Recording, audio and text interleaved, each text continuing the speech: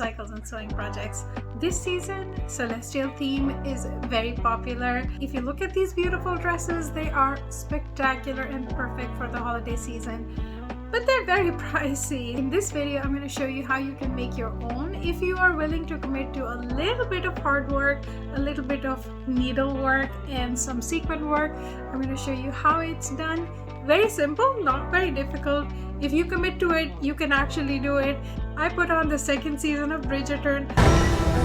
Dearest gentle reader, did you miss me? I could follow the story and I could also do my needlework. I had a wonderful time. I hope you can do it as well. I'm going to be using this Zara dress that I got on sale and these beading materials to transform this dress. So let's get started.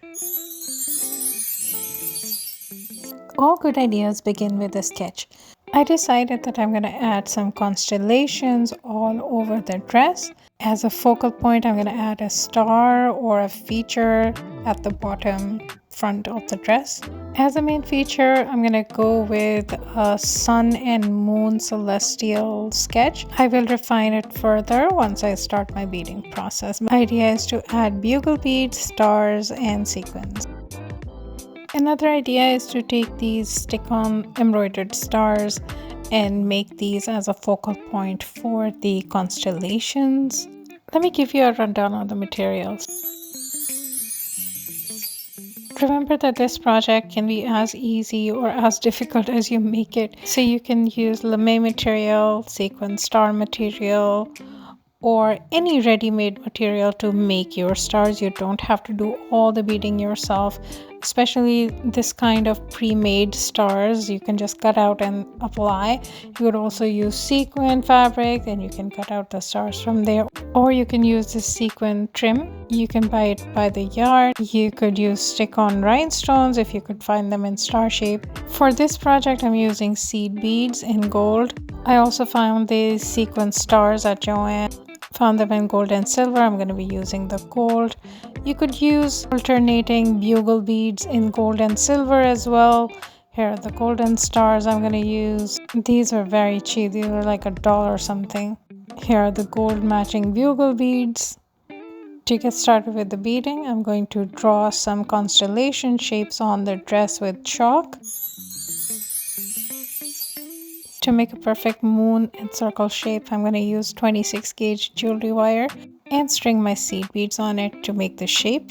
I'm going to sew it in place and then embellish with bugle beads. I'm using a back stitch to add the bugle beads. This is to ensure that they're locked in place, and also it makes the line quite straight. It gives you a lot of control. So I'm using my chalk guide and I'm going to complete my moon and star motif. I'm going to show you how to make a constellation, starting with a star.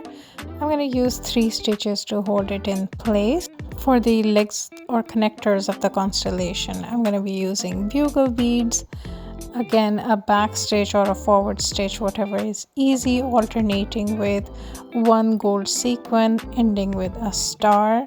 To hold the star in place, I'm adding a sequin and a seed bead. For the main large motif in the front, I filled out with rows of bugle beads. It was a very tedious process, but not that difficult, to be honest, because it's simple back stitch. The only thing you have to figure out is how long the stitch length is going to be, so that you don't have any gap between the bugle beads. The constellation, you can trace out the zodiac constellation if you have access to that. I thought that was too much work, so I just used my imagination.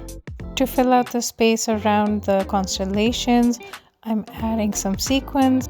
Again, they're going to be in a running stitch, and I'm using very strong polyester thread so my beading work can stay in place for a long time. I'm going to fill out this space, and this constellation does not look very much like a constellation, more like a star cluster. So I am going to add another leg. I'm adding some bugle beads to add some sparkles. I'm going to lengthen the leg by adding more bugle beads in a straight line, alternating with the sequins, and end on a star.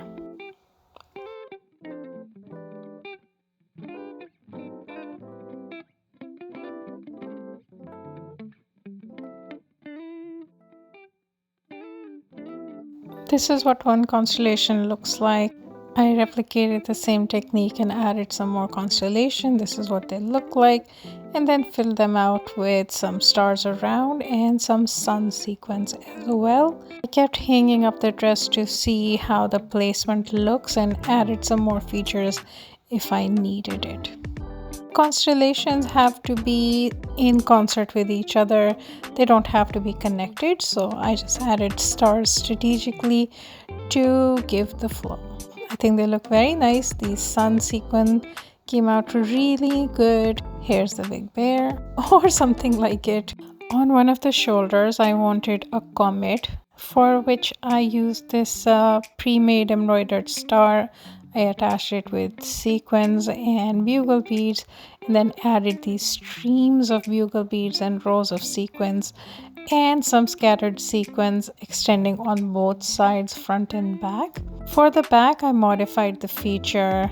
I made the circle and the moon shape with the sequin row. Again, this is a running stitch, and then rows and rows of bugle beads. So I translated the front design to the back, but modified it slightly and easier because filling out was just too time consuming, so I just did rows of bugle beads. To add a look of fullness, I added sequins with running stitches and then 4 sun sequins to all 4 sides of the motif.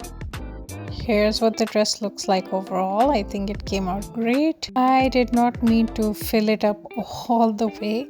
I just wanted some nice constellations spread out. So one side is kind of sparse, which is intentional. I think the design looks much better this way. I opened up the sides of the dress to make it a very long vest, and I think it's going to be a very versatile piece in my closet. Here I'm styling it with denim on denim. Here's a second outfit with fuchsia velvet trousers. I don't wear a lot of black, so I introduced some pink. Here's the third look with some sequin gold trousers. And here's the fourth look with gold boots. I also have this matching celestial bag. I think it's so cute.